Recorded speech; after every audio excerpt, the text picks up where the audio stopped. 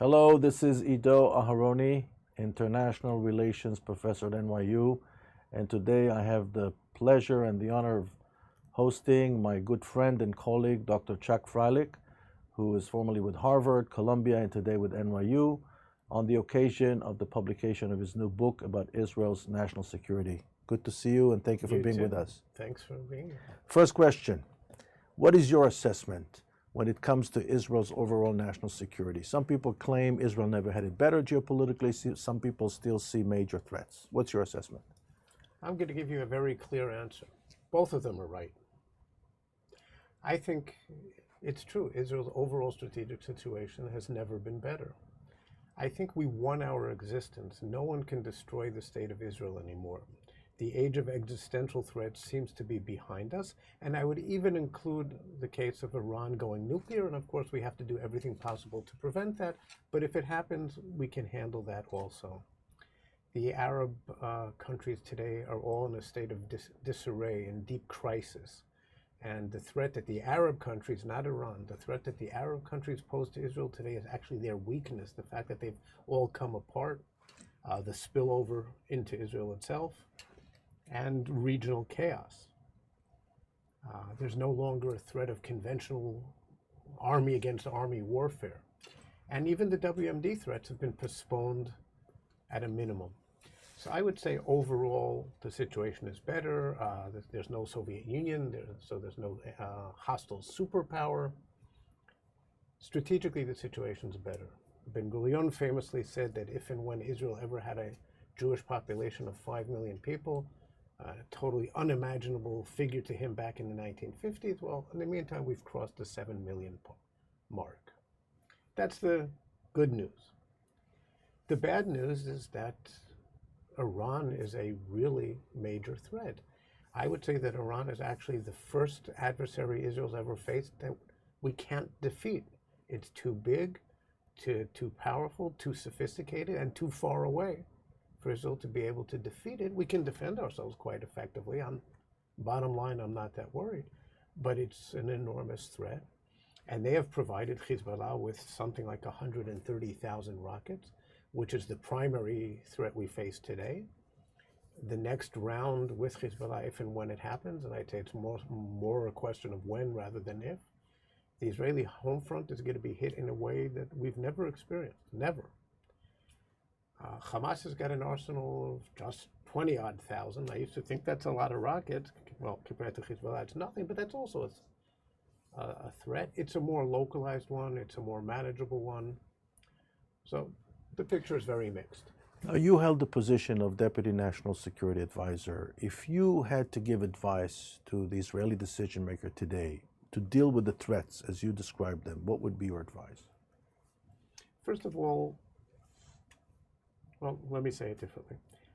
I recommend a strategy of strategic patience. Okay? Now, patience is just about the opposite of Israel's national character. But what I'm talking about is 5 components. One is ongoing reliance on military might, because without military might, Israel will not exist. So that's the basis, the prerequisite for everything. It's in the other 4 components where there's maybe something new to be said. One is even greater emphasis than we've put on the past on deterrence.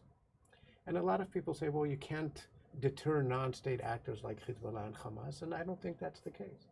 It's now been almost 14 years since the war with Hezbollah, not just because of Israeli deterrence, but significantly because of that. And I think we're in the process of developing deterrence with Hamas as well. The fact is they seem to want some sort of long-term ceasefire at the moment as well. Another factor is defense. I think we have to put even greater emphasis than we already are. So everyone knows Israel's invested in the Iron Dome system and some other related systems. I think we have to do even more. And we have to develop, let's call it a national rocket shield. I'm not talking about something which is actually 100% hermetically sealed. That's not realistic, or it's not worth the cost. But in essence, a shield, and that's a lot of money. But I think we have no choice because the threat is unacceptable.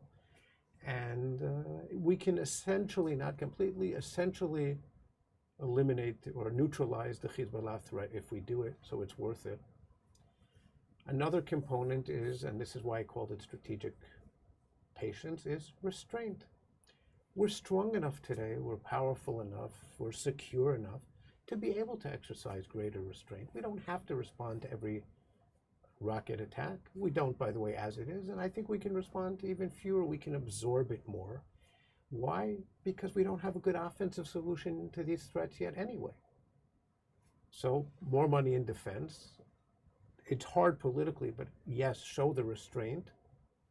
And the final element is more emphasis on diplomacy. In Israel's early decades, it was all about fighting to survive till tomorrow. Nobody was thinking in long terms. Today, the threats are longer term issues. The Iranian nuclear issue has been with us since the early 90s, and unfortunately is going to be with us for a long time to come. The Palestinian issue has been with us forever, and if you just want to say, well, the West Bank issue, that's since the Six-Day War, it's decades. Unfortunately, it's also going to be an issue for a long time. Iran's efforts to set up a military presence in Syria, maybe to clone what the situation in Lebanon into Syria, something like that. Well, it's partly an issue to be dealt with militarily, but we don't really have a good military solution to this. Russia is playing a role in trying to moderate, mitigate this situation. Unfortunately, the U.S. isn't playing too much today, but if it was, that would be another diplomatic role. The point that I would make here is we don't have a military solution to any of the major threats we face today. They can postpone the threat, they can mitigate it, and that's very important. They can't resolve the issue. The bad news is there may not be a diplomatic solution either, but again, there's more that can be done. So that would be my first recommendation, is this strategy of strategic patience. I would just briefly, and we can expand on this, I would touch on two other things. One is the overriding importance of maintaining the relationship with the United States, and I'm quite concerned there. And the other is we cannot allow Iran to cross the nuclear threshold. Let's talk about your concern regarding the special relationship. If you can elaborate a little bit more about that. First of all, in the book, and I should have showed it Yes, at the beginning, please. this is the book we're talking about. It just came out a little under 2 years ago from Oxford Press. I pose a number of questions which I think should be of extraordinary concern to Israeli policymakers. One is, or has the price of the extraordinary relationship between the U.S. and Israel been that Israel's lost a significant degree of its national freedom of maneuver, its national independence, if you will? I maintain that the answer is yes, and here I must say that there are some smart people both in Israel and the U.S. who disagree with me. But I think I make a good case that it is. There's a second question, and this is the really critical one. Can Israel even survive today without the United States? Now, when I posed that question the first time, and I posed it in the IDF and in the Israeli National Security Council, I was waiting for people to fall out of their chairs. And the response I got was, are you on? Oh yeah, of course we know that it's a good question. I don't have a definitive answer. It's a speculative question. The very fact that I can ask a question like that after 71 years of independence and no one is shocked by it. The third question is, where is the relationship heading? And this is getting back to your question. Well, some people think that we're in a state of unique harmony today between the Trump administration, the Netanyahu government. That's a questionable assumption, but let's say to the extent that it's true, I think it's harmony which covers what is a fool's paradise. And that's a strong word. There are fundamental changes underway in American demography that actually have nothing to do with Israel, but will have a direct impact on Israel. Okay, just the changing nature of American demography. Second of all, there's been a change, not a change in the last 2 years, in the last 6 months, on the Democratic side. There's been a drop, a free fall in support for Israel. We see growing distance from significant parts of the American Jewish community. There's, of course, huge crossover between the Democratic camp and the Jewish community, because we know that the Jewish community votes 70–80% Democratic. This is really worrisome. One of the strengths of the U.S.-Israeli relationship was always that it was a bipartisan issue. And congressmen used to joke that the only issue that they can get together on with their Republican or Democratic colleague was on Israel. That's not the case anymore. It's become unbelievably polarized. And the American Jewish community, okay, young people have less of an affinity to Israel today in the United States generally, including young Jews. So that I think that the trend is not a healthy one. I'm not talking about, for those who are familiar, 1967 France. Okay, it's not this. I used to say it'll be like this. I'm now concerned that it's going to be more like this. And I think because of this deep dependence that Israel has on the U.S., even a modulation in American support can have critical ramifications for Israel. So let's assume, and I agree with your analysis as to the demographic undercurrents, right? So America is becoming more and more ethnic, more and more secular, more and more urban. Mm-hmm. And the defining issue of the younger generation, of course, is climate change, and Israel is absent in that discussion. Israel, at least in the Israeli conversation, climate change is not a big piece of the conversation. So what's the solution? What do you think Israel should do in the next 20, 30 years vis-a-vis the United States? Well, I think that actually the most important issue for Israel generally, maybe the only existential issue we face, is actually how we resolve the Palestinian issue. I also think that, apropos your question, the one issue that would guarantee the future of this relationship, not that there aren't other sources of friction, there are, but the one critical issue is the Palestinian one. That's what's led to the fall and support on the Democratic side. If we can resolve that, if we can make progress, or at least just change the image that's emerged in recent decades, which is partly true and is partly incorrect, but there is an international image of Israel as the obstacle to peace in recent years. I think most of the blame is on the Palestinian side, but some of it is on our side.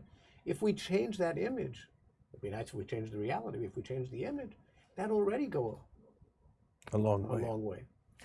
So in conclusion, what would you like us to pay attention to when we read the book? If you could actually communicate with each and every reader, what would you like them to pay attention to? That's a great question. What I'd really like them to do, it'd be great if they read the whole book, but at least read the final chapter. And the final chapter is the first open source recommendation for an Israeli national security strategy since the state was founded. It's never been done before. And that's actually why I wrote the book, is to get to this final chapter, to recommend what the strategy should be as a basis for fact-based public discourse. Okay, there's lots of public discourse in Israel and among people interested in Israel abroad.